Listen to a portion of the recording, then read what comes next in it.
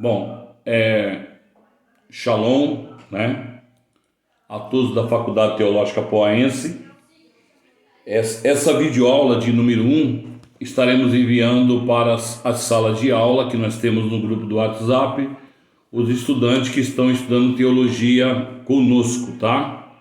E aquele que quer estudar teologia à distância com a Faculdade Teológica Poaense, só você me adicionar no meu WhatsApp, tá? Que eu te passo as informações.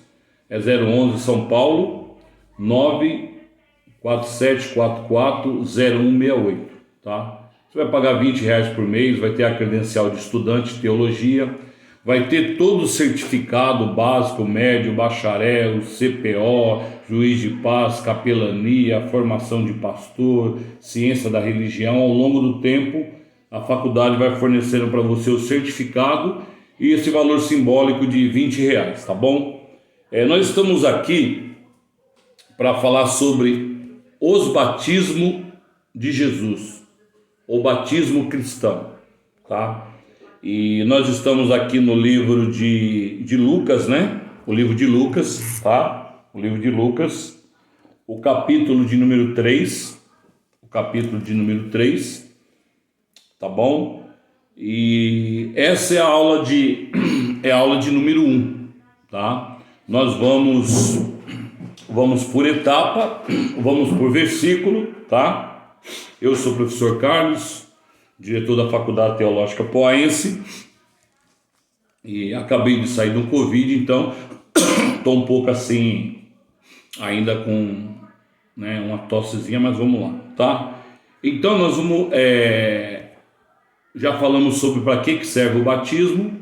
O batismo é apenas para a pessoa fazer parte do corpo da igreja. Só que no livro de Lucas está falando os batismos. No livro de Lucas tem 3 batismos cristãos: batismo na água, batismo com o Espírito Santo e batismo com fogo. Talvez esse vídeo, a gente, quando chegar aproximadamente uns 10 minutos, eu corto ele e faço uma outra aula depois, ou 15 minutos. Mas nós vamos tentar fazer a interpretação do texto. O autor, né, que é o Dr. Lucas, segundo o que a teologia protestante pesquisa e passa a teologia católica, que é um dos discípulos de Yeshua, né, de Jesus, né? Então, assim, esse livro de Lucas, ele vai trazer os batismos: batismo na água, batismo com o Espírito Santo e batismo com fogo. Você foi batizado nas águas? Você foi batizado com o Espírito Santo e com fogo?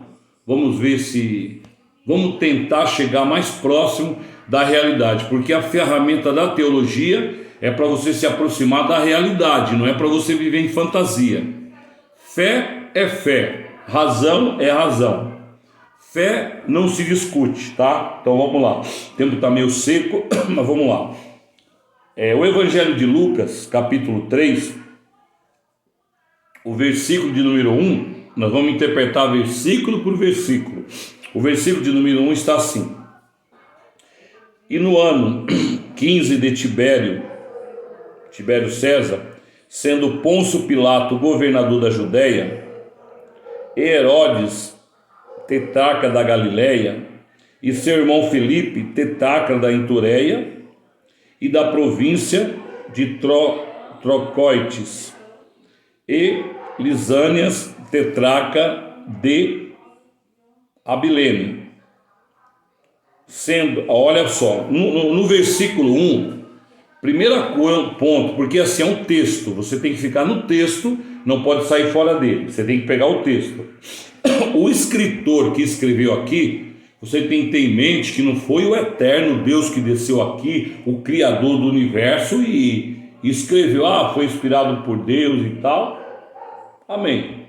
Mas aqui foi um homem que escreveu, e o autor que escreveu esse texto, se foi Lucas ou não foi, o autor que escreveu esse texto, ele está falando do governo da época, do império de Pôncio Pilatos, governador da Judéia.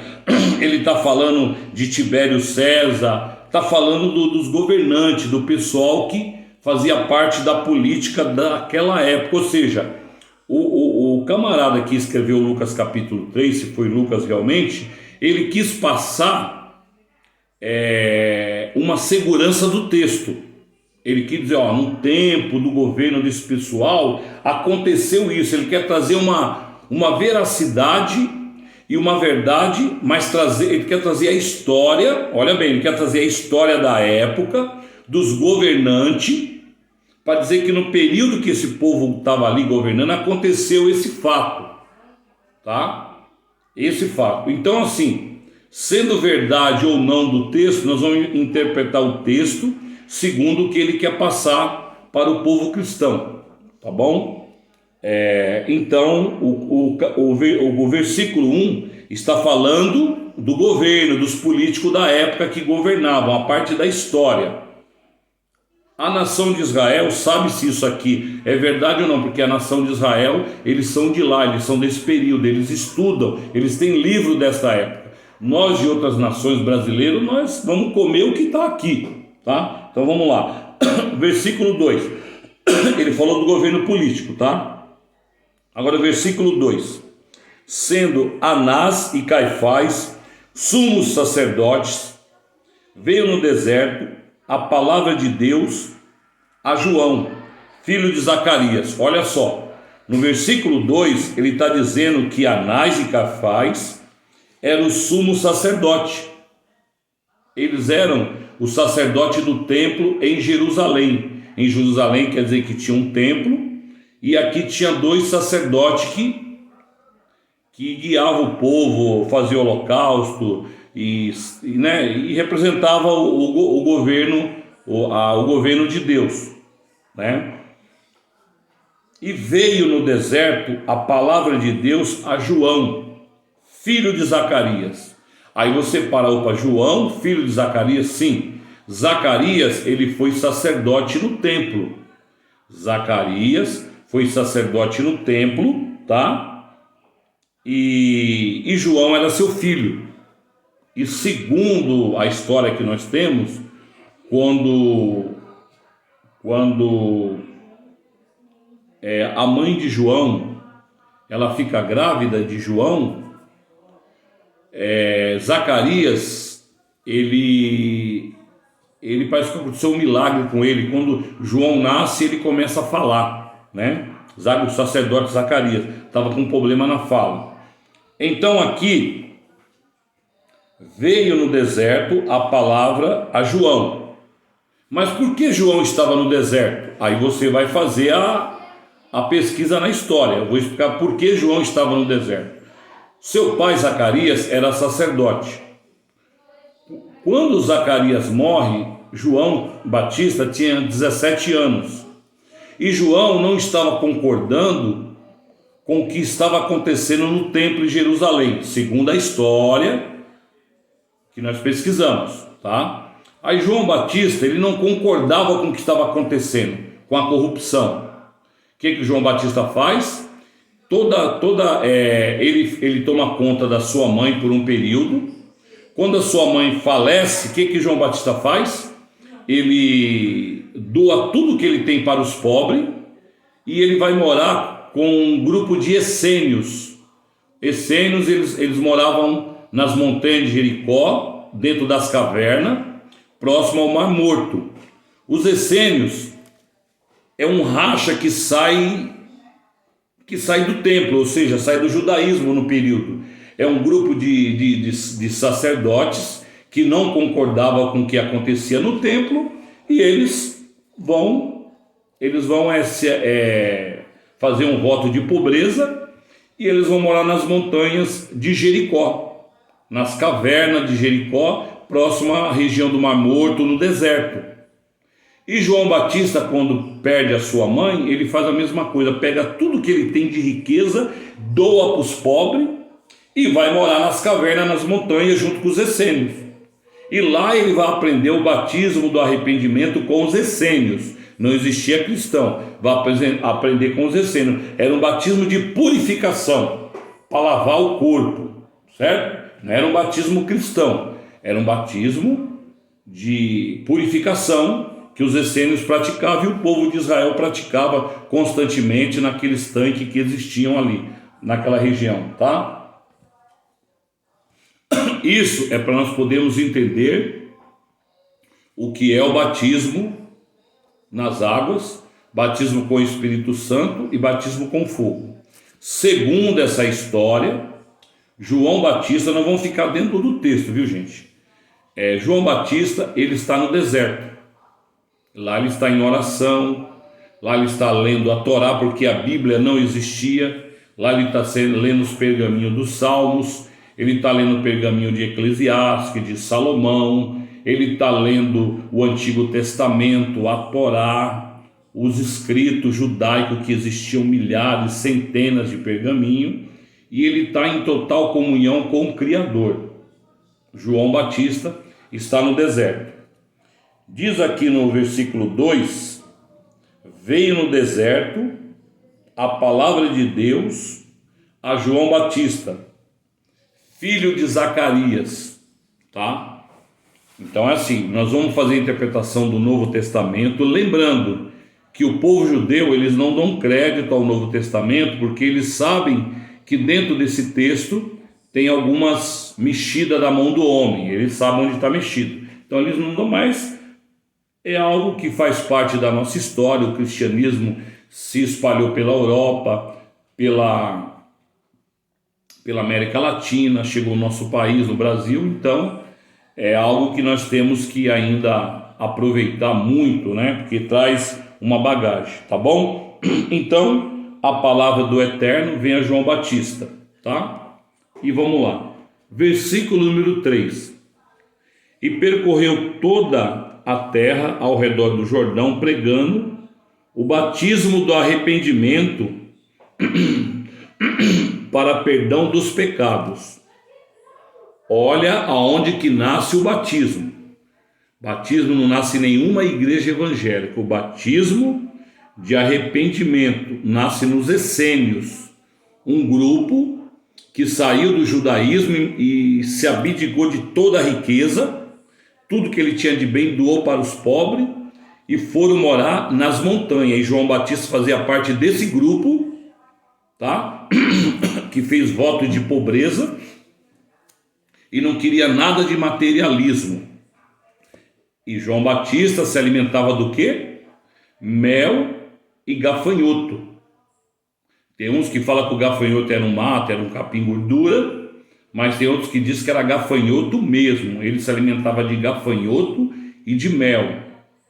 João Batista, ele poderia ficar lá no templo. Como ele era filho do sacerdote Zacarias, ele poderia ficar no templo. Ele poderia vestir a roupa de pele de mitra, né, com cinto amarrado pelo meio.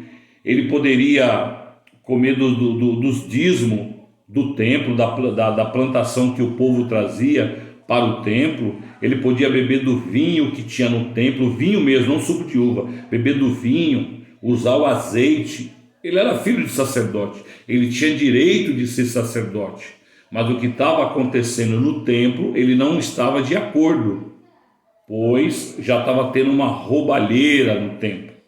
Então ele vai morar no deserto e faz um voto de pobreza, João Batista.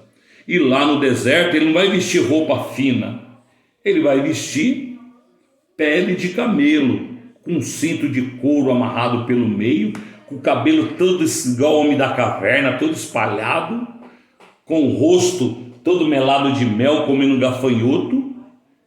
Mas ele tinha um conhecimento da Torá, ele tinha um conhecimento do Pentateuco, do Antigo Testamento, ele conhecia as leis. Ele foi criado desde criança estudando o judaísmo, estudando a Torá, estudando com os rabinos, com os sábios. Ele conhecia, ele tinha dentro dele a palavra do Criador. E de repente veio nele a palavra aqui, ó. Ele, opa, eu vou sair pregando o arrependimento. Vocês têm que se arrepender.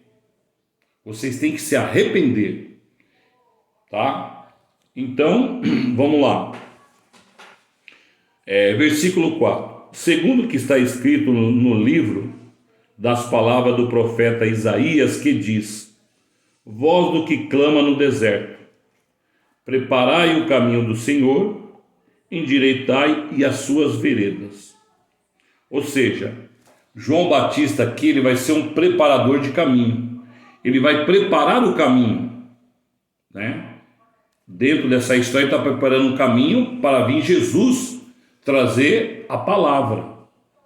Ele está preparando o caminho porque Jesus é primo dele. É primo. Porque Maria é irmã de Isabel, que é mãe, que é esposa de Zacarias, né? E mãe de João Batista. Isabel é mãe de João Batista. E Miriam, que traduzido é Maria, é mãe de Yeshua, de Jesus, do outro rabino. Então, voltando a João Batista, ele deixou de ser um rabino, deixou de estar no templo ensinando e foi para as montanhas, ficar no zero. E lá com os essênios, ele aprende o ritual de purificação, de passar pelas águas, purificar e se arrepender. Não é um batismo cristão ainda, e sim um batismo essênio, que sai do povo judeu. Essa primeira aula eu vou deixar aqui para o vídeo não ficar extenso, tá? A segunda aula eu gravo amanhã para vocês, tá bom? Então eu espero que vocês assistam para não ficar muito grande o vídeo. Vou colocar no YouTube e vocês vão acessar o YouTube. E quem quiser fazer teologia, 011 947 44 0168. E assista esse vídeo umas 2 vezes, anota para você entender. Até aqui nós estamos interpretando o texto como ele é, sem fantasia, sem nada. Estamos interpretando a história do texto. O que o escritor quis passar até aqui, tá bom? João Batista, filho de Zacarias, não quis ser sacerdote, foi morar no deserto, no grupo dos essênios, que é um outro grupo que sai também do meio do sacerdote, é um racha, que eles fazem voto de pobreza. Eles não querem dízimo, não querem oferta, eles não querem nada. Eles querem só adorar o Eterno, estudar a Torá nas montanhas, ficar em conexão com o Eterno e falar para o povo se arrepender do mal que eles estavam praticando em Jerusalém, na região e no planeta. Shalom Adonai, vida longa e prosperidade. Shalom a todos, tá bom? Baruch Hashem.